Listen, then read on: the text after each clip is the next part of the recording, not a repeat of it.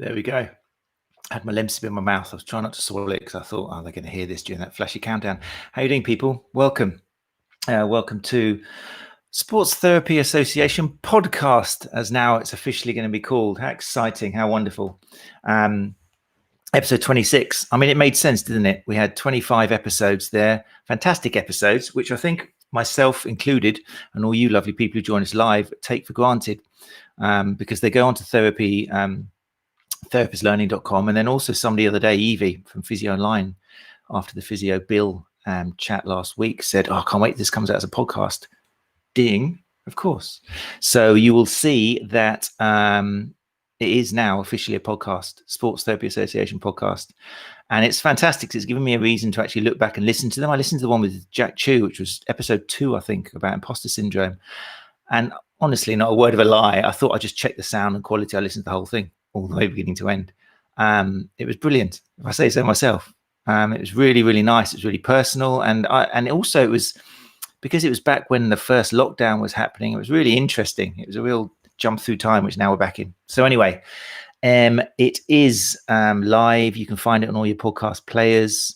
It's on Apple Podcasts now and iTunes.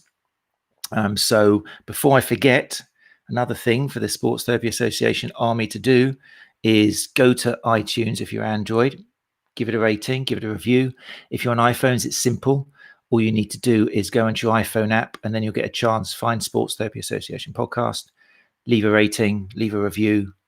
I need 50 of them by tomorrow, please, because that's the way they start. It's the podcasts get selected by Google and Apple and they raise the ranks and appear in search results. Excuse me. So yeah, do please take a minute out of your busy days to leave a rating and a review. There we go. That was the most important thing today, apart from the guest this week, who is Andrew Caldwell. I'm very excited. Just had a little chat with him. I don't know anybody else who's done more in their lives in so many angles and so many. I mean, I'm not even going to mention half of them because we'll just be here all night, seriously. But it fitted in perfectly with the topic that we're going to bring to you tonight, which is that kind of working with recreational, non-competitive population, and then working with the more serious, competitive, even elite athletes as well. What are the similarities? What are some of the differences? How's it been affected by COVID-19? Do you have to adjust your marketing, your relationship building, your virtual consultations? So yeah, and I'm so glad Andrew said yes to this because he can do it. I couldn't, and we'll talk about that. But he definitely has and continues to dip into popular sporting, non-sporting the whole time. So before I bring Andrew up, just say hi to people here. If you're new to the show, then if you leave a comment and I put it on the screen, then it's lovely. Your name appears and your photo appears. If you're listening to the podcast, then thank you. What you're listening to is a bunch of us who are actually recording this live in the room, commenting, discussing. It's not all Sports Therapy Association members. Non-members are welcome to come. You don't even have to be a sports therapist. You could just be that's a horrible word. You can be any form of soft tissue therapist, physios, osteos, chiros, massage therapists. Anybody is welcome because it's all a healthcare industry. Okay, and anybody who's moving in the right direction is realizing that. So, hey, Mark, how you doing? Thanks for joining us. Becky's in the house as well. Thank you, Becky. Tom is here. That's fantastic. I mean, thanks to the wall from Tom. You'll notice that we're updating our stuff thanks to Tom Corwell, making it a little more crisp and white and clean. So look at our YouTube channel, for example. I've changed that about a little bit based on Tom, and I think it's looking really nice. Namir, how you doing, mate? Thanks for turning up. Timothy, evening. Don't worry, mate. We're still going through the ramblings before we actually bring the important man on. Kevin, how you doing? That's a metaphor, Tom. I can't remember what I said now. Or Tom. Don't know. Looking forward to this one, says M. Thanks for joining us. Sarah, thank you very much as well. Nice to see a few of you as well appearing in Runners Collective. I'm waiting to 1,000 members before we start doing regular chats, regular web chats on that. I think we're up to about 600 now. So if you haven't checked out Runners Collective, then I'll mention it a little bit at the end. But anyway, good to see you all, guys. You make the evening. It's still, we are famous for getting the most live listeners out of anything I know. all of these live lunchtime things popping up all over the place. We get the most, guys. We've already got 26 and we haven't even brought the guest on yet. So I really am proud to be part of this, and thank you for coming along every evening, pretty much every evening. Right, a quick mention for Physio Bill last week. It was amazing, wasn't it? It was great. Thank you for the feedback. Love it as always. Bill was talking about men's pelvic health, men's health, and him particularly following on from Grania last week, who was talking about women's health. The two of them showed how similar they are on many, many levels, apart from the obvious. But in terms of the functioning, the things that can go wrong, the questions, the taboos, very, very similar. Okay, and it was a great message. I encourage you. They're not down as the podcast yet. They're definitely on YouTube, her channel. So I would check them both out, definitely. And like I say, podcast is there waiting for you to leave a great rating and review, people. We need you. Again, we need your work. It's on there waiting for you. Right, enough of that. I can now bring up the man himself. I'm hoping, again, some of you haven't met him, because if you haven't, prepare yourselves. He's done so much. I'm so excited to hear how he managed to do half the things he's done. But yeah, I'm going to bring up Andrew Caldwell, who, again, a physio. And we will have sports therapists here as well. But I really wanted someone who encompasses working with so many populations, and Andrew was the obvious guy. He's been involved in the NHS, so working with general population for 7 years. He's also been head physio in football clubs. He's worked with professional golf.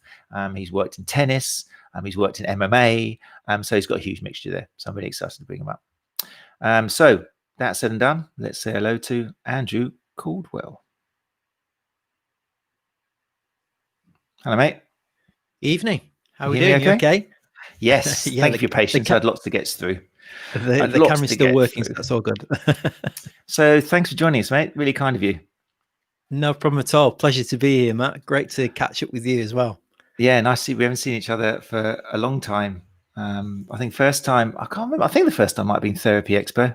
The first or second one. Yeah, I think it was a running course down in London with James and Brad. Was that the first one? Right. Yeah, we had lunch health together and we chewed the fat over a bit of MMA, actually. So that was the first one. So that would have been probably before Therapy Expo, I think, maybe. Yeah, that was good. Yeah, with James and Brad. Yeah, great course, great couple of guys as well. It was good. But you've done some work as well, I think, because you've worked with the running clinic as well.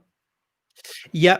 So I'm one of the lecturers for the running clinic, but we've just not ran any education in the UK in a little while now. JF's obviously diversified that all over the world, really. JF is Schoulier, and he's such a great guy, unbelievably knowledgeable. Obviously, you've had him at your running conference, done a ton of great research, but such a good teacher as well, and just absolute knowledge base with regard to anything running related injuries. Is unbelievable. So it's great for me to learn from Jeff, actually. So he's great. We had in Run Chat Live conference the other day, the online one, we had for one of the lunchtime drop-ins, we had JF, who was on a treadmill for the 2-hour session, the lunch session, just walking away, talking as he does, looking cool and friendly. But then we also had Greg in, who's obviously done some work. Greg Lehman came in, and he was the total opposite. He was just laying back. He'd just woken up. He was locked in a room away from the kids. He couldn't be more laid back. And then also we had Kevin Maggs, who's the USA division of Running Clinic. And the three of them was like looking at something out of like Christmas Carol or something. It was like the past, present, and future or something of the Running Clinic. But you can imagine the stuff that came out of their mouth was good, was very good. Absolute gold, I'm sure. Right, so mustn't get all running. I've got to take my running hat off for tonight. So people, we're going to be talking about differences between working with sporting population and non-sporting population. Obviously, there'll be a COVID twist to it as well. So I'm interested in anybody who's listening to talk about, have you found virtual works, doesn't work, what changes have you had to make, and that sort of stuff. Whilst we're doing that, whilst you're thinking of questions, people, which you can chuck in the comments, tell us a little bit about yourself, Andrew, and how what order did it come in? Did you work with the non-sporting population first, or did you naturally drift into the sporting population, or how did your career take off? I've been a physio 23 years this year. So initially it all started from an interest in sport. I was a bang average rugby player, but playing in a very good team. 4 of my teammates went on to play Super League Rugby League. So we had a pretty handy school side, and subsequently went on to be more and more involved in sport. It was a major theme in my life, really. So by the time I got to physiotherapy training, I always knew that that's the direction that I wanted to head in. But initially, my career started at Queen's Medical Centre in Nottingham, looking at the junior rotations there.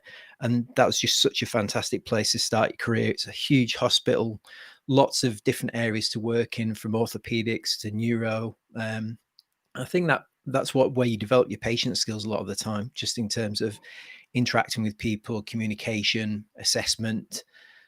Did that for 18 months probably 2 years actually.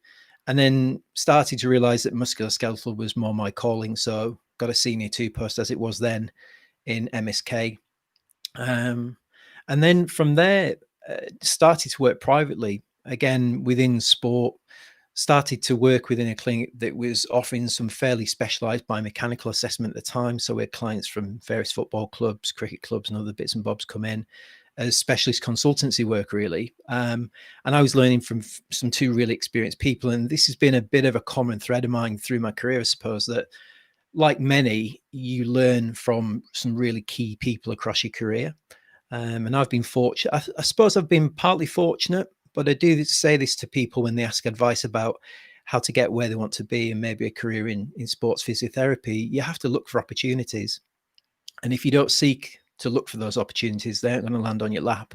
So you've got to put yourself out there and be in the right time at the right place. And it's a combination of all of that coming together. So I moved from that private clinic to work at Loughborough University for 7 years with the elite athletes. And that's where I was working with the women's FA development squad. Some of our girls went on to play for the full England senior, and one now is a commentator on BT Sport, Kaz Carney. So she was one of our players back then. Started to look at working with the tennis players at that point as well. So myself and Matt Little, who's now Andy Murray's fitness guy, were working together there at the LTA Regional Centre.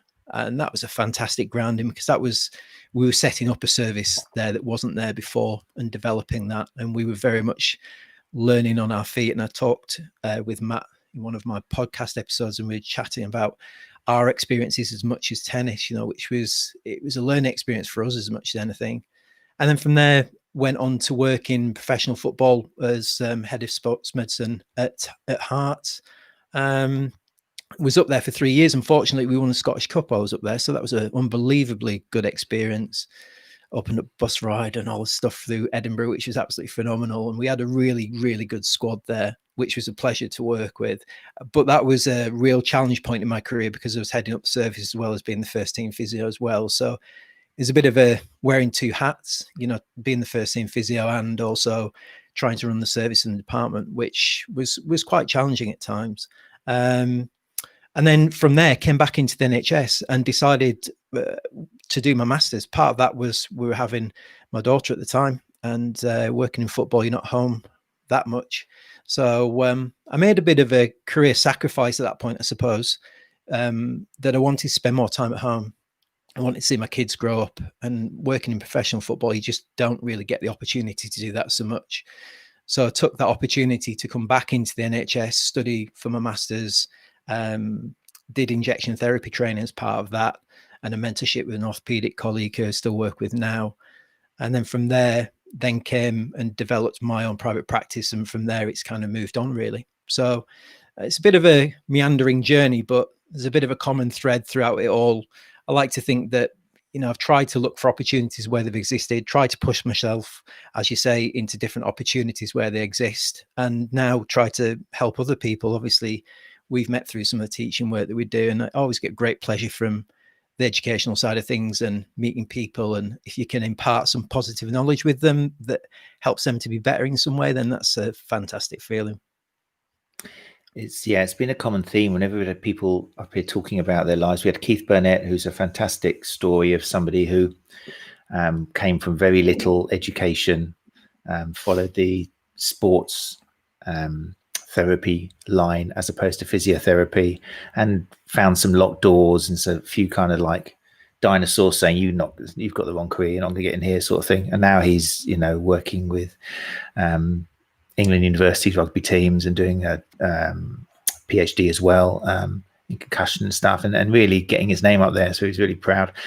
I'm wondering, I did have the question, why did you move back into the NHS? But you've answered that wonderfully. Couldn't be a nicer answer, could it? To be with my family, Matt. What a hero. Fantastic. Good answer. Yeah. But I was also wondering as well, because it's interesting for us, you've been all the way through from Loughborough and obviously in the NHS as well. Have you seen sports therapists or the kind of people you've been working with? Have you seen their reputation or their quality change from the beginning back in the day to where you are now, whether it be from football or in Loughborough and that sort of stuff? Yeah, enormously. I think part of that is down to some of the higher standard of education that's going on now. Definitely. I think I've always been a massive supporter of sports therapists. I'm not. I know there's a professional snobbery sometimes that exists, and I don't really still understand why it does. I think part of that's the barriers coming up. There's professional barriers sometimes where it's still maybe viewed that we all have to work in individual silos, and that's not necessarily true anymore. But I think the quality of education, the standard of competence of sports therapists has just gradually got better and better and better. I think back when I was at Hearts, it was there was a bit more of a focus on sports rehabilitators as well. So we were looking at bringing some sports rehabilitators in. And the only reason that really at that point that we couldn't have them involved on a more pitch side basis was purely for insurance purposes. And that was the only reason behind in the scenes, day to day, Monday to Friday, we had sports therapists and sports rehabilitators working with the squad. And that's just got more and more prevalent, I think, as time's gone on. And I think, where somebody chooses to specialize their career in sport as physiotherapists, we start generic and then we learn to specialize. I think I think the key differentiator for me was I would have considered studying sports therapy myself had the recognition of the profession at that point been probably slightly more well understood, and there wasn't a few more gates maybe open for people at that point. That may well have been a path that I led myself down, because I was very clear from the outset of my career that that's where I wanted to head up. So for me, it would make a lot of sense for me to actually study sports therapy and go through that way.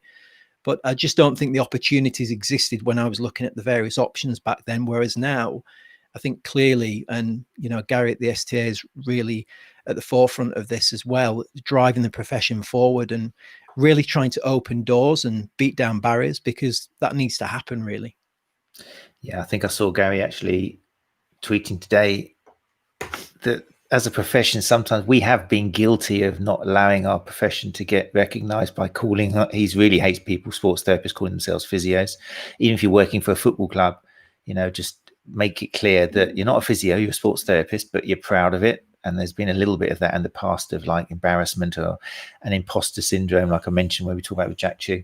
But now hopefully sports therapists are standing out a bit more. I know this bunch in here are, and they're kind of shouting from the rooftops, I'm a sports therapist, and I'm proud of it. And that's the only way, because then when you do 100%. Well, so that's good. Yeah. So that's useful. Yeah, 100% agree with that. And I think, moving forward, I think that some of it's historical, isn't it? That just physiotherapy has been around for a lot more years, and where we're at with sports therapies, it's a relatively young profession still.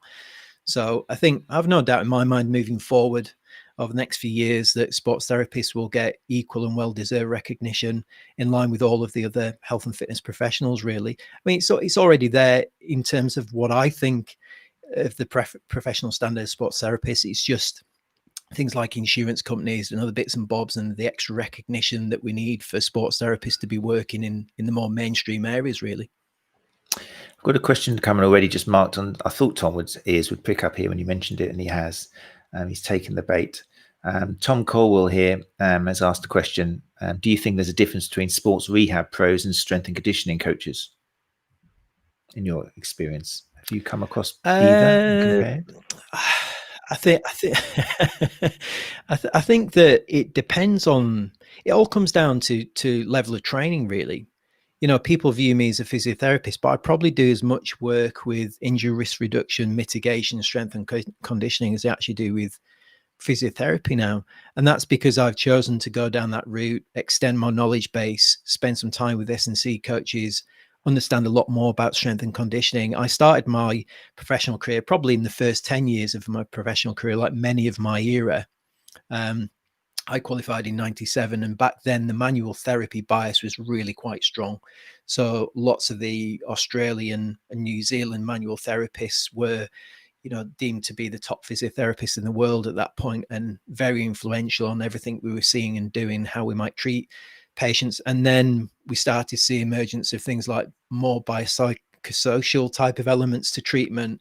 And then it's quite ironic in many ways that physiotherapy used to be remedial therapists. That's where the profession has developed from. And we've probably come in the late 1990s and early 2000s so far away from that as a professional strength, more towards the manual treatment side of things. And now it's nice to see that many professions, including physiotherapists, osteopaths, chiropractors, sports therapists, and sports rehabilitators, probably always had that as their strength, all having exercise prescription, strength and conditioning as a main backbone of what they're doing. So I think that's where we've got to probably move away from dropping labels and actually say, well, what's the professional competence or the experience of the therapist, whoever that is that you're working with, and what's their skill set to be able to help you try and resolve the issue, the problem, the condition, whatever it is we're dealing with effectively. Great answer. I can imagine Tom's there nodding his head going, yeah, he didn't fall for it. I'm sure he is. I can imagine now. Okay, so let's get down to the topic then of kind of, you obviously worked with sporting to very high level and non-sporting as well. Most important question is, who's your favorite? Oh, that's a slightly loaded question, Matthew.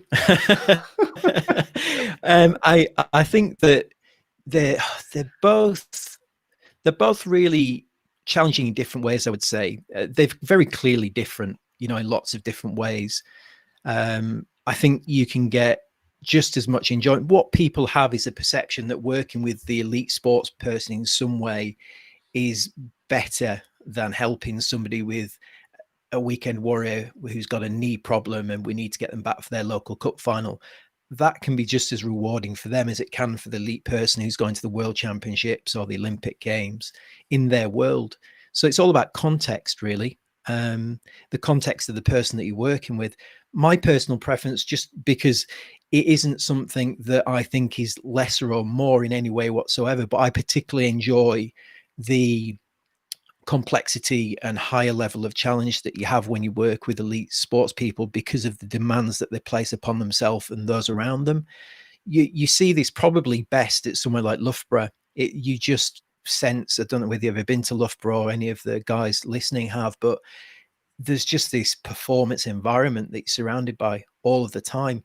And what happens is, as a therapist or somebody working in that environment, it really pushes you on. It really encourages you to know more, do more, be better at what you do. And I think that's a positive thing. Now, the flip side of that would be when you're working with elite sports people, there's a level of pressure and expectation that comes with that.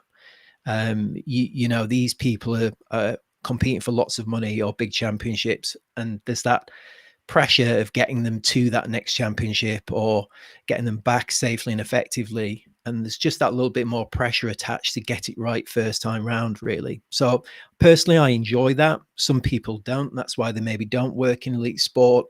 But I get just as much enjoyment helping, my 20 handicap golfer, help them win the club championship, and they come in and, we have a kind of good laugh and joke about it. And I think it's just context, Matt. That's the main thing. Everyone's going to be different in terms of their preferences, but that's mine. Good answer. Not going to catch him out tonight, guys, I'm afraid. I'm trying to drop some questions to phase him, but I'm not going to phase him. He's got his own podcast. He's not going to get phased. He's used to this the whole time. Anyway, so what about, I'm interested. So, okay, let's get to kind of, we can't get beat around the bush with COVID-19. When it comes to people widening, sports therapists in particular, obviously, widening their client base, I suppose there's always that attraction of trying to get more people. But then there's that fear of working with somebody who is maybe not elite, but somebody who's a bit more serious, somebody who's like a club runner very high up, thinking, oh, they're not going to see me. What kind of words of advice would you have for anybody in here or listening who wants to work with a higher category athlete, but have got kind of a little bit of fear? Have you got any bits of advice of how to approach them, how to contact them, what to do, what not to do? Yeah, I think the first thing to try to be is just be the best that you can be, because that will naturally attract people by word of mouth. So, for example, in my practice, I don't do any form of external advertising whatsoever. All of my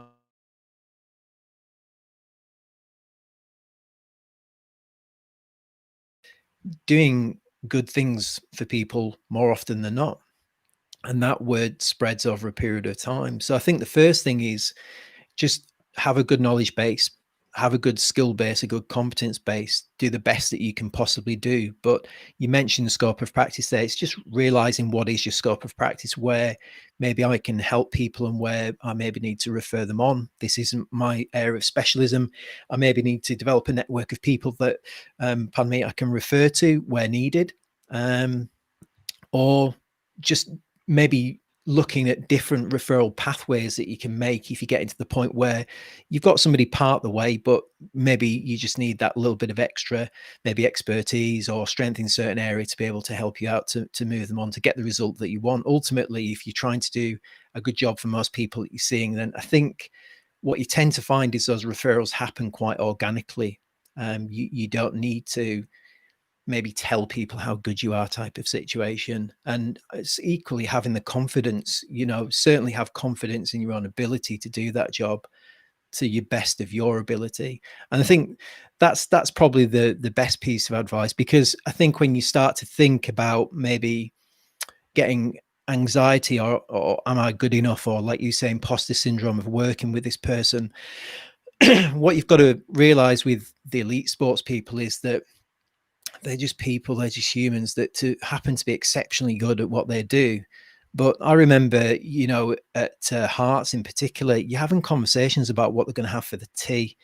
I was very privileged to be one of the first people that one of the players told that his wife was pregnant, for example, or we're going to have another child. So you're having these normal conversations with them, but they just do exceptionally good things on the pitch. But they don't actually want to be treated in any different way. They just want to be treated like normal human beings, but then obviously backing that up with you being pretty good at what you do.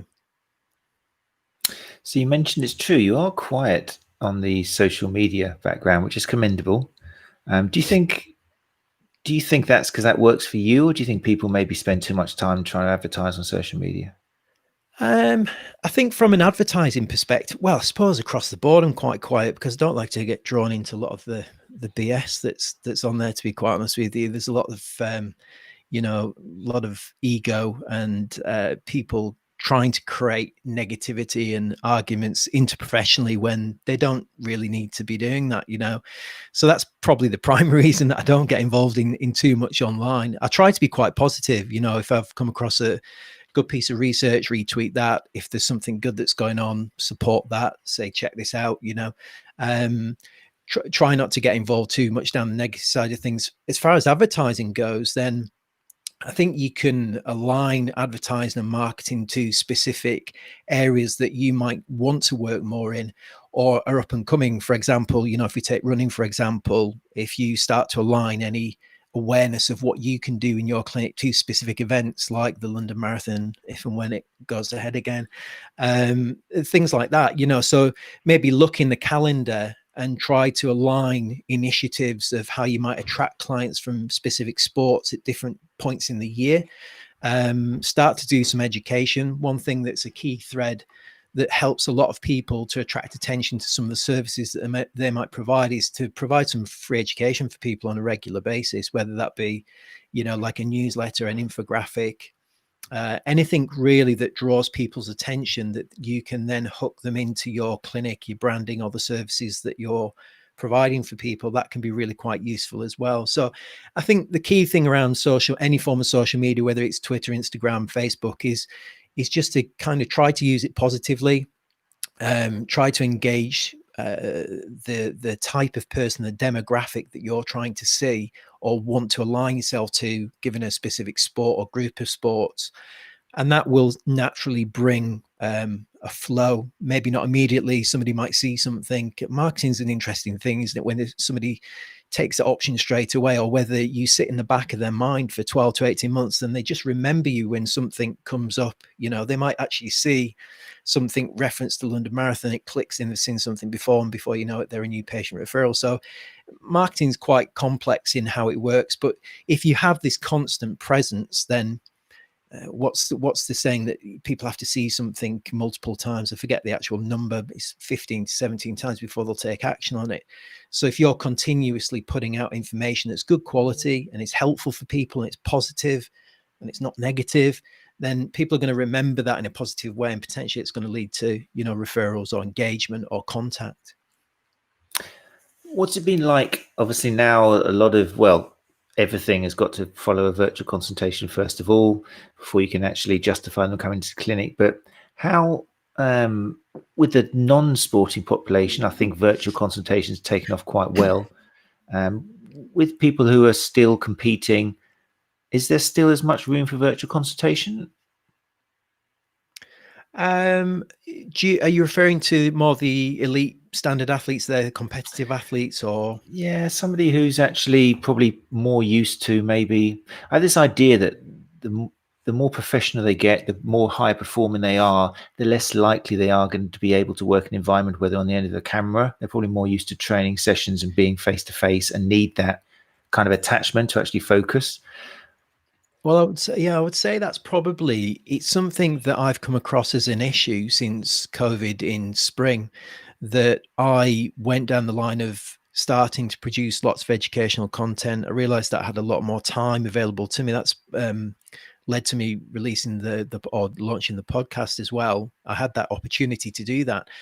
But what I was realizing is there was a difficulty engaging people in online consultation. They just didn't really initially see the value in it.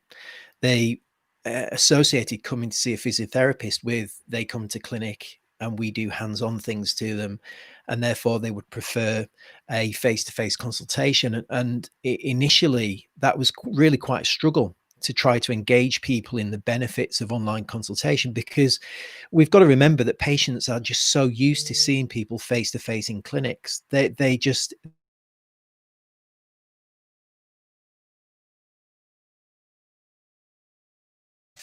so we've got to remember that when we offer people online consultation, it's just not, and particularly when they're paying for it versus being offered it through the NHS, there's an expectation of, if I'm paying some money to come and see you, I prefer to see you face to face rather than online, for example. And that's definitely something that I've come across throughout this COVID period. And it's actually been quite challenging, because I know the benefit of what I can give to people. I diversified my range of assessments now so that I can pretty much I'll be confident that I can do a pretty full assessment of somebody in their own home online and glean as much information almost as I could in clinic. There's certain exceptions to that, but I would be confident to at least try to manage somebody online much more often now. And the other thing that's happened as well is that I've developed much more of a hybrid format of assessment and follow-up. So I might initially see certain people in clinic, but then once I've seen them in clinic, made the diagnosis, for example, engaged them in the care pathway and suggested to them the possibility of online follow-up, they're much more in line with having that as a model of follow-up and review. So I think moving forward, it's definitely something that I will continue to offer to people as whatever their preference might be. And it also allows us to widen our net, doesn't it? Mm-hmm. I've consulted people from Dubai and Miami with regard to the golf side of things. I would have never done that before. So it's kind of widening the net, definitely. So I think from that perspective, we've got to see the opportunities. We've got to understand that maybe clients and patients and athletes don't quite understand the value of it yet. But I think in the second period of this lockdown, the longer these things are going on, people are starting to realize that it has to be part of the way that we manage things moving forward. So you mentioned you've got different, like assessing, you've reached the point where you feel you can assess people pretty much for everything with them at home. Does it make it more difficult if they're kind of stronger and more robust. And I mean, for somebody who's not an athlete, you can stand on one leg or try and get a little squat against the wall. But when they're kind of walking mean, kind of sporting machines, how are you going to test them at home? It's difficult, Matt, to be quite honest. Well, that's one of the big things that I've seen as a challenge. If you're trying to manage an athlete, I mean, if I look at some of the athletes that I work with, there's one that I'm thinking of is a competitive Olympic level javelin thrower. And he's fortunate enough that ahead of all of this, he had a full and normal gym setup at home, all of the max strength type of load that he'd ever need. So he's ahead of the game. He was always doing most of his training at home anyway. But the real challenge for this period has been how to load the athletes to a high enough level to maintain, because from, like you say, body weight perspective, we can do lots of good work there against bands and resistance. The difficulty people have had is getting weight into their home delivered, because obviously there's been a massive shortage nationwide of good gym equipment for people. So that's been an issue. So then it really, you have to understand how to manipulate variables. So we're looking at, well, how do we manipulate maybe time under tension, for example? How do we include isometric pause holds to really start to stimulate them in a similar way? We know it's not going to be the same, but how can we get them as close to what they would normally train as possible? And there's a lot of talk about flattening curves at the moment, isn't there, with reference to the virus? Well, from a loading perspective, we're trying to flatten the curve as well, because if there's this big drop off, and if you look at, Tim Gabbett's work on stress yielding and acute chronic workload ratio, and just from a common sense perspective, we're seeing some issues as athletes re-engage back into their normal training pattern through not being able to load themselves specifically enough. We saw this in the German Bundesliga the first weekend that they went back. Their muscle injury rate was quadrupled, and that was with some pretty smart programming from their medical staff. So it's been a huge challenge. It continues to be even now, and we've just got to be creative, got to think around the problem rather than look at it. Very good. Yeah, so chances are, I guess, if you are working with someone who is doing it for a living, they're probably going to have some more equipment in their own home, aren't they? They're going to have more weights. They might have their own gym. That's been the surprising thing, many haven't. Really? They're used to just going down. Yeah, they've got so used to attending either local high performance gyms, or I've had golfers that haven't had a practice net in their back garden because they're just so used to going down the range, for example.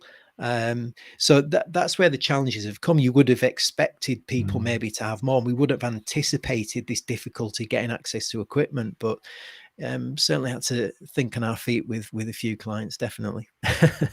And looking ahead, I mean, not to be too bleak, but this virus is probably going to be around probably for a good few months yet, maybe even up to a year. Things are going to be adjusted, and depending on the general public, will dip in and out, or people being silly and then sensible and silly and sensible. But is that something that athletes you work with are going to have to change and maybe consider being more able to train at home and, sort a gym out at home and sort out like something they can do? Yeah, 100%. And we've got ahead of that with a lot of the athletes that I'm working with, trying to set them up with home-based gyms, trying to get, again, it comes back to that higher load training that many of them have struggled with, having sufficient weight and load at home to train with, to train things like max strength and power, for example. Having a space where they can do that training as well. If we're expecting people to be throwing med balls around, for example, to work on rate of force development, they've got to have a safe and effective place to do that in. Otherwise they get shouted at by the other half for destroying the plaster work on the wall, for example.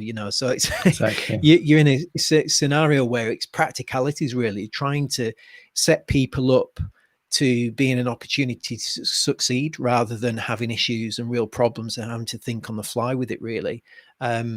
Certainly it's changed the landscape of how athletes are competing as well, because that's definitely changed moving forward subtly. So for example, with some of the golfers, they have to arrive at their practice scheduled times at specific times on the course and the range, whereas previously they might do more, for example, because they have the flexibility to do so. And in doing that, that changes their loading profile quite significantly. So it's opening up all sort of nuance that we never really had to think about before. But if the net effect of that is that there's a drop in load on the athlete, we have to try and bump that up from somewhere to again shallow that curve, if we understand it like that. So again, that's been a little challenge, but again, something we're kind of working through now at the other side. But like you say, I think that's going to continue at least into the best part of spring into next year, where things might start to just look a little bit more stable with how the virus is looking. We've got a few familiar names here just saying hi to you, I'm sure. You spent a lot of time with Sir Mike Grice here. Thanks for joining us, Mike. Evening, and Mike. also Sue here has agreed, saying, I totally agree with Andrew. I don't advertise on social media, don't have a website, as I get my clients word of mouth. This works for me. It takes quite a long time to build a therapy business. It certainly does. Gronier has joined us. I thought you had enough after 2 weeks ago, Gronier. Nice to see you. Thanks for joining us. And then Tom underneath has said, loving to hear about the remote work. The opportunity to do that is huge. I'm not sure how much people realize that yet. I think it is. I wonder whether sports therapists, I mean, no, it's the same for physios, isn't it? You've got to kind of, actually, I'm not sure for physios. Well, you know, for healthcare in general, you've got to prove that they need to come to see you face to face because it's essential to health. Yeah, which is kind of a really weird grey area.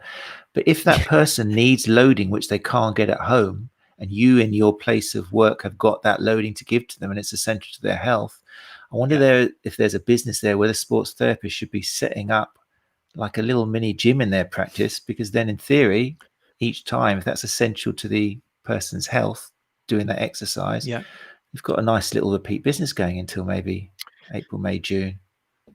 Yeah, Or am I I would definitely recommending agree something with that. that's totally bad? No. I think the Nuffield gym and therapists, they're working together with regard to that, you know, because most of the clinics have a gym within them. I think you have to be, as far as I understand it, on the direct care of a therapist to be able to access the gym facility, but that's still allowing people, as you say, to maintain some degree of load as part of their condition and recovery or rehabilitation. For example, I've had two of my athletes, my MMA fighters, recently have ACL reconstructions, both paid for that privately. So that's between £7,000 and £10,000, for example.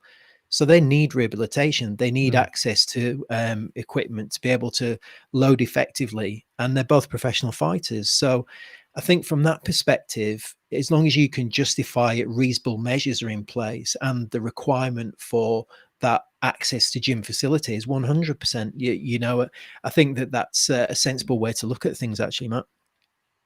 I think it's a business now. I'm hoping some people listening to this or on the live show tonight are thinking about that. You'd have to invest a little bit in some equipment, and it might take a while to get it delivered, because I know there's, like you say, there's a huge shortage of weight in general and delivery problems. But yeah, definitely something sports therapists could get involved in. Just to remind you guys, you've got a chance here tonight. I mean, it'd be easy to say, what sports, Andrew, are you not involved in? I don't think I saw badminton there, maybe. No, tiddlywinks and balls. Yeah. Tiddlywinks kind of moved on. But yeah, if anyone there is interested in working with like golf, tennis, MMA, athletics, football, then now's the chance to ask a question about how to work with these people, how to network, because this man has done it and continues to do it all. Timothy Grigg is making hey Timothy, how you doing? The Tottenham documentary showed a good insight into training during COVID. Main issue was recreating load and intensity of training, but at home.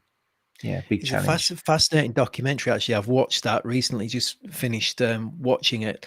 And it was interesting because obviously you recollect your time working in professional football, but there were some points where there was 3 and 4 health professionals around one player, and you're thinking, why is there 3 and 4 people trying to consult one player at any one time? Surely there should just be one person. And it was very specific players. I won't mention who they are, but it was quite clear that they were the important players in the squad, and therefore maybe attracted a little bit more attention from the medical team. But it's as you say, fly on the wall documentary, and very, very insightful. The thing that made me laugh was the walk that you have as a lead therapist. You have to discuss every morning which players are injured and take that sheet to the manager. So you're basically telling your manager who he can't have for training that particular day. It's never a popular conversation. And Jeff Thomas, who's the physio there, was, you know, he's a nice guy and great at his job, but you just get that feeling that he's walking into the lion's den almost, you know, telling Jose Mourinho which players he can't have for the day. It's a very difficult conversation sometimes to have. Becky's got a question here. I'll read it out for people listening on the podcast as well. Have you found that most athletes are adapting and overcoming the obstacles faced with COVID in respect to their training and or rehab? Question. Or do you feel that being without their medical team and peers around them, that it's having a detrimental effect to their physical and mental health? It's I think COVID's been challenging in terms of access to care. I think that what we're seeing with, and I had this discussion with James Hull actually, and with reference to the longer COVID symptoms, they're quite interesting because there's quite a broad range of things that people are getting over the initial viral load and recovering from that initially, but then having these more long-term symptoms that seem to be more persistent. And they seem to be pretty, things like fatigue, lack of energy, some cardiovascular issues that I think they're noticing that there's some issues around pulmonary embolism that probably they weren't expecting that are causing breathlessness and things like that. So I think from that perspective, it's throwing up some unique challenges. Athletes not having access to their medical team, absolutely, or their multidisciplinary team around them, where those pathways have been disrupted. Obviously, we've been trying to be as flexible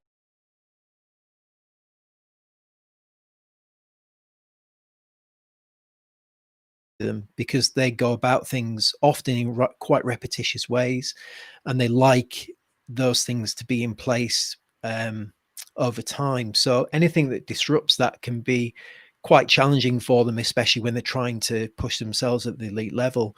So again, it comes back to trying to look at solutions for the athletes rather than the problems that present themselves, really, and being adaptable and flexible as a therapist is working as part of that team, either the way in which you communicate back to the athlete or the way in which the communication pathway revolves around that team of people working with them. Sorry, a little bit of interruption. Can you go and work upstairs? Thank you. Love you. Go away. Thank you. There we go. Happens. So, yeah. Good question, Becky. I'm interested in, because you work with, so you say athletes. I've always had to, we talked about this a little bit off air, to really help these people to understand what they're going through. I don't know whether it's vital, but how important is it that you've actually played their sport and be involved? Maybe not obviously the level they're at, but understand, because there are differences between different sports, the hours they play, the type of training they do, the demand, the fitness demands, the psychological demands. I mean, you've managed to succeed in across a massive spectrum of sports. I've always just stuck with runners and paid certain prices for it, although I've enjoyed lots of things with it as well. But is there, well, have you played all the sports with the people you play with? Are you a good golfer? Are you a good tennis player? Are you a good footballer? Does that help? No, I think I'm bang average in a lot of sports. I think the key thing is that no, you don't need to have played that sport. Absolutely. I think that if we use football as a reference, actually some of the best managers, football manager Arsene Wenger, Jose Mourinho, they were average players, but they're exceptional coaches. I think it's more about an understanding. If you're working with a given sport, you need to understand what the demands and requirements of that sport are. And you need to understand something about the biomechanics of it. And when you've worked in a sport for a particular period of time, there's a certain language that is specific to that sport. So, when you listen to footballers speak, rugby players speak, there's certain words that they use, an inclination, a tone, or a description to a game or a training setup that you'll understand. And for example, when you work in football, you sit in on many team tactics talks of where the coaches are describing what this player might do in this situation. So you begin to gain an understanding of that sport technically as well, the longer you're exposed to it. So I think the key thing really is, no, you don't have to have been a decent level sports person at that given sport that you're working in, but you need to understand the language, the biomechanics, the loading, the requirements. If you've clearly got no understanding of what that athlete, that person needs to do, and this is both in the elite and non-elite environments, you're really going to struggle to provide the top level quality service that we're trying to aim for, really. So take some time, spend some time. For golf, for example, when I first started working in golf, I just went down local ranges with PGA pros and got to know them, stood on the range, watch how they coach, Same with football. When we weren't so busy, I used to go out onto the pitches and just spend some time with the coaches and watch how they coach and how the players interact with them. You've got to get that understanding of the world in which these athletes live in. Absolutely. The tennis players, exactly the same. We're very, very fortunate to have some great tennis coaches at Loughborough. And like I say, Matt now works with Andy Murray. So just, learn as much as you can from everybody that you're surrounded with. That's one key piece of information, actually, that I probably should stress to people. Just be a sponge. When you're working in these environments, try to be a sponge and learn as many different things out of your profession as you possibly can. Spend time with S&C guys, the coaches, the psych, the medics, and just have an interest, really. And from that, you start to put together this knowledge that then you can use to help people.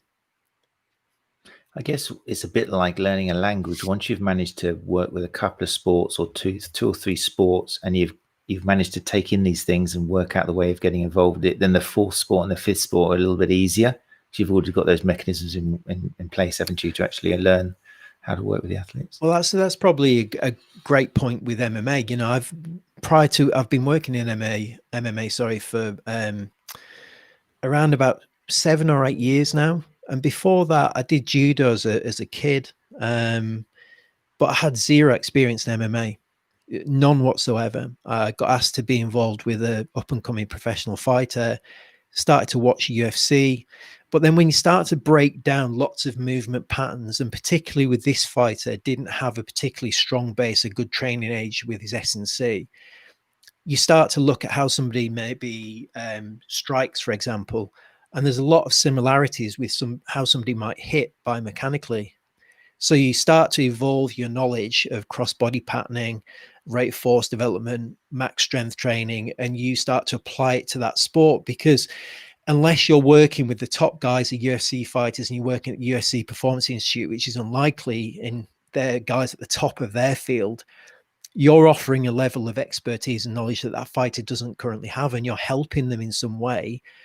But by the time I was coming to MMA, I probably already had 15 years of working with various sports under my belt. So I think once you get to that time scale of having worked with sports for a period of time, I think you have quite a diverse, probably expert level of knowledge where you can just start to plug that into different situations and then top up the bits that you feel need further development. In my case, it was about, like we were talking off camera, understanding the complexities of things like jiu-jitsu and some of the movements that they make, and understanding the torque. I didn't know what shrimping was before I got involved in MMA. And it's a very specific movement that an MMA fighter trains and has to make. It's a defensive tactic, but it's something they're using training all of the time.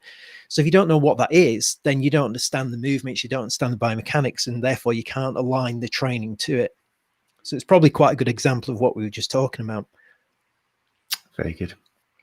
Who was the fighter? No, you can't tell me. I don't know what his future is like. Did he get better? Did he do well? Very good. Yeah, he fights on Bellator at the moment. Fantastic. Yeah. And I've tried to watch the fights without the audience. I'm sorry, I can't get into it. It's really bad. Even like top names I'm sitting, it's very tricky. I don't know whether you picked it up, Matt, but what you do understand is the intensity of the striking, because you hear it. Oh, I think that's what puts me off a little bit.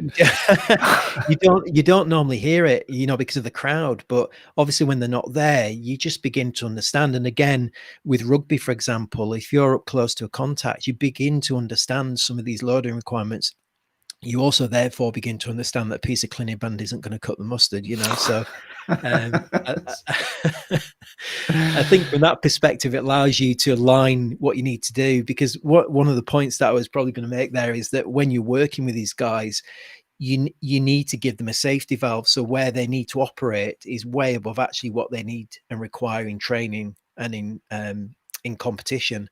And that's always where you're trying to get them to, whether it's you return them back from injury, or you're with Tim, for example, we're trying to improve his strength and conditioning profile so that he's got a better level of athletic performance. If you can try and get them just that 10, 15, 20% more than what they actually need, then you've given them that safety valve that they can operate in. You've hit a spot there with the all talk of sponge. Turner said, that's what I love about my job. That's lovely to hear straight away. If you're in a profession where you say that's what I love about my job, then something's You're in going the right right. occupation. Exactly. Absolutely. Having the time in a session to be able to be a sponge. It's amazing how many clients say, nobody's ever asked me that. They feel listened to. I learn, win. Perfect. Very nice, Em. So yeah, you mentioned the podcast. When did that start? That started in COVID, did it? You thought I've got some time Yeah. here? It gave me something I'd had in my mind to try and get off the ground, again, related to education and thank you very much. Just helping people to understand more about sports performance in particular. What I wanted to have as the concept behind it was speak to people who are world leaders in their field and try and distill that information down into ways in which we can help the athletes ourselves from a health and fitness professional perspective, but also a competitive athlete, weekend warrior, somebody who's really enthused about their sport could listen to that and think, okay, well, yeah, I can apply that to my sport. Even though I'm not elite, I can learn from the elite. So that was the concept and the kind of thought process behind it.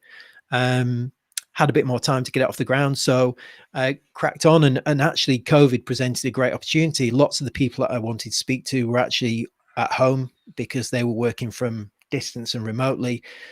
Everyone's been just fantastically generous. The people that I've approached and had on the show, they're world leaders in their field, and their time is valuable. So it's been fantastic. I'm learning as much as about interviewing technique and getting the thing that you understand about interviewing people, and you probably understand this better than most, is that you ask questions at certain times to get extra little bits of information from people, and you develop that as a skill over time. And that's something that I've been learning now for a period of time. But yeah, it's been fantastic. I'm learning lots, and more importantly, I'm thoroughly enjoying it. Every person I'm speaking to has just got a different thread. Tomorrow morning, for example, I'm interviewing Nick Winkleman, and delighted to have him on the podcast. He's a world leader in coaching. So if we can get some great information from Nick on the podcast, then that's going to be helpful for people moving forward as well. So yeah, we just enter into the third series of it this Friday. So yeah, it's been great. It's a great show. There's a really great selection there as well, and it's lovely that it is across the board. It's sports as opposed to the running podcast. There are some excellent running podcasts out there, but this is like encapsulates everything, which allows you to stand back a little bit and have a look at the similarities rather than just sectioning stuff out. It's good. Recommend it, people. Just get a little splash there. 20 episodes for you to catch up with. Look at that. There's some great reading and listening for you. Yeah, I'll just give another quick shameless plug. I've just agreed to do another podcast as well. That's through the Health Development Performance Network, the HDPN, with James Moore and the team. And that's going to be more of a clinically focused podcast. So that's going to be more therapy biased, again, sports focused, but clinician development type stuff. So that's going to be a nice contrast to the sports performance show. This one's going to be a little bit more clinically focused, so that'd be useful for people coming up in the next couple of months. When's that come? What's that going to be called? It's the HDPN podcast powered by the Sports Performance Show. It's a bit of a mouthful, but it's just representing the two the two podcasts working together. We were chatting about it and just felt there was some common ground there. I massively respect James. He's a hugely experienced physiotherapist, works across lots of different areas. So I was delighted to get involved, and that's going to be launching over the next couple of months. Fantastic. And if people are interested on your website, then let's give that a little splash there as well. Recover, prevent, perform. And then that's broken down into different stages. I love seeing people's websites and how you've got that chance, that portal to explain what you do. And I like the way you've done yours, and you're doing virtual consultations. So there's information there if people are interested in hearing a little bit more about Andrew and active therapy. And if people want to kind of, you're not really on social media that much, but if people do want to kind of converse with you, what's the best way? Is it via your website? Yeah, people happy for people to drop me a message on Twitter, which is Active Therapy 1, I think it is. Instagram is active_therapy. Facebook, there's an active therapy page on there as well. Or if people want to drop me an email, Andrew@active-therapy.com, then happy to discuss anything really. If anyone wants any advice that I can give them or point them in the right direction or help them out in any way, more than happy to do that. If you can usually give me about 24, 48 hours to get back to you, then I'll always come back to you. You know, if you send me a message, it's no problem at all. Fantastic. That's good to know. There's a few questions in here I've had time to answer tonight, but as always, I'll try to encourage our guests to dip in there either later tonight or tomorrow at some point and clear some things up. So you can keep putting questions in there for Andrew. And if he can't get here, then I'll copy and paste and send it on an email. So we will answer it. So apologies if we haven't met answers for you. Right then, Andrew, thank you so much for your time. There's awful lot in there, which I hope will encourage people to see the similarities between working with non-sporting and sporting, and also break down some of those walls traditionally put up when it thinks, oh, I can't work in those. That's way too elite for me. I can't offer them and that sort of stuff. But there's definitely a lot you can do if you believe in yourself, and you are living proof of that with everything you've achieved. So thank you very much. What it's a bit weird, isn't it? The rest of the year, we don't know what's going on, but you mentioned the podcast, anything else coming up for you? Got the podcast, which is taking up a lot of my time at the moment, just in terms of editing, recording, and getting new guests on that. When the European tour gets going again, I'm hoping to. We've had a really successful year with a player that I work with, Aaron Rye. He won the Scottish Open this year, which is a Rolex series. So he's currently in the top 10 race to Dubai, and he's picked up some decent amount of money this year for winning the Scottish. I think he won 945,000 euros, which is a decent sum of money for him, which is fantastic. It's great. I've been working with Aaron for, 15 years, 10 years, sorry, not 15 years. So we're all delighted for him as a team of people around him that are working with him. So hope to spend a little bit more time, maybe looking at some of the tour events with him next year. Continue to develop the practice. I'm developing a bit more of a holistic athlete wellness service at the moment. So we're looking at things like a holistic one-stop shop for athletes, where we can get them tested with bloods, have a look at some nutrition that are linking to a qualified sports nutritionist with as well, looking at strength and conditioning with them, testing injury risk mitigation. So basically for athletes can come in, it's a one-stop shop, and then we deal with most things that we can, and those that we can't, we'll refer out to our network of specialists. So yeah, looking forward to trying to launch that over the next couple of months, and some nice time off at Christmas with the family, I think. Probably Hopefully. Like yourself, Matt. Exactly. When Boris will suddenly say it's okay for everyone to mix up for 5 days and just chill out. Cut it off, because it's bound to happen. Yeah. Good stuff. I also enjoy the way I was teaching the other day some sports therapists and kind of celebrating the fact that we can now say the word holistic without insinuating we're going to light some joss sticks and kind of play some well music. It's coming back in now with the whole BPS and everything. Holistic is actually a healthy, nice word you can use now. Whereas I remember like maybe 10 years ago, someone said, oh no, I'm quite holistic. It was like, oh, here we go, hug a tree, but I think one of the key pieces that we've already discussed is just people probably dropping the labels of what they are. Obviously it relates to some professional qualifications, but just be the best therapist that you can be, irrespective of whether you're physio, osteo, chiro, sports therapist, whoever. Really just provide the best level of quality services that you can, and the rest will take care of itself, really. Beautiful. Look at that. If that's not a point to take home from this, then I don't know what is. Brilliant. All right, Andrew, what I'm going to do is I'm just going to put you down in the lobby whilst I say goodbye to these people, and then I'll come down and say thank you personally. Okay. Pleasure, guys. Thanks very much again for joining us. No Andrew problem, Caldwell, everybody. All right, there we go.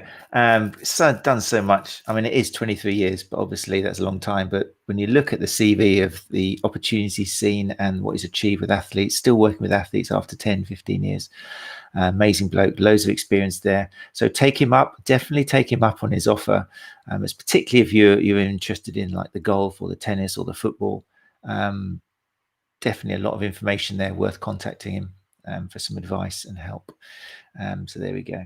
Right, people, before I let you go, just a little shout out from my own neck of the woods. Runners Collect is drumming up lots of people. There's about nearly 600 now. Once it gets to 1,000, then if you're not aware, I've done 2 seasons of talking to therapists, and there's 52 episodes there of world-class people, including Dr. Ben O'Nig. We've got everyone's in, the Layman's, the Bartolds, the everyone you can think of. I've had as a guest. So this episode of One Shot Live is going to be talking to actual runners. I'm giving it a rest for the therapist. I need to be more confident that what I've got to say is actually reaching the runners and not just therapists.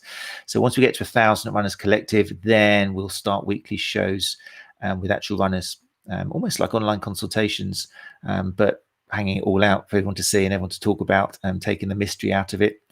So the idea is it is becoming a Facebook group. I am letting therapists in there as long as therapists bring 3 runners in a month. And the idea for that is I want it to be a hub where therapists, imagine you've had a virtual consultation and you've kind of told the person all about this.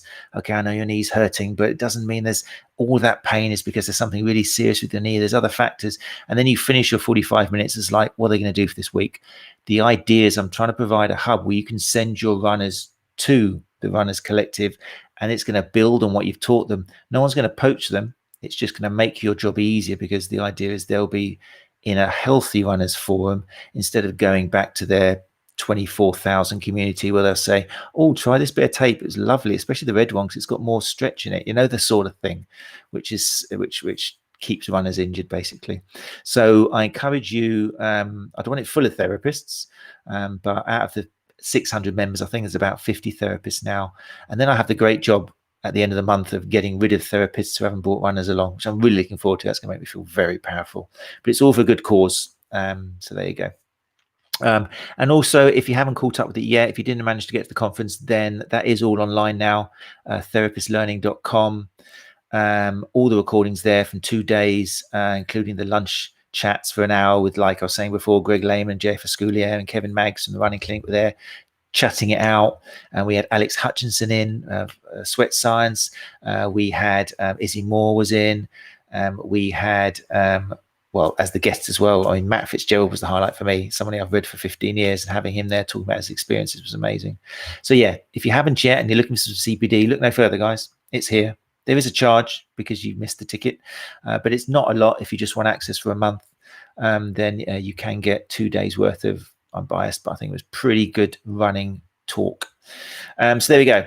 I don't think I've got any other housekeeping to do. Gary mentioned earlier on, just to make sure you're aware, there is currently a members prize draw in the open group, the chance to win one of 10 virtual courses or places on a talk with Adam Meekins and Ben Cormack. Ah, yes. So Anna Maria. So yeah, the Massage Collective have managed to get Adam and Ben together for a course they're delivering. So there's some news about that. STA are offering some free places. So make sure you do look in the open group for what you got to do to win those.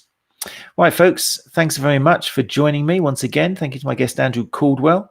If you're listening to the podcast and you have enjoyed it, then show your love by actually leaving a rating and a review.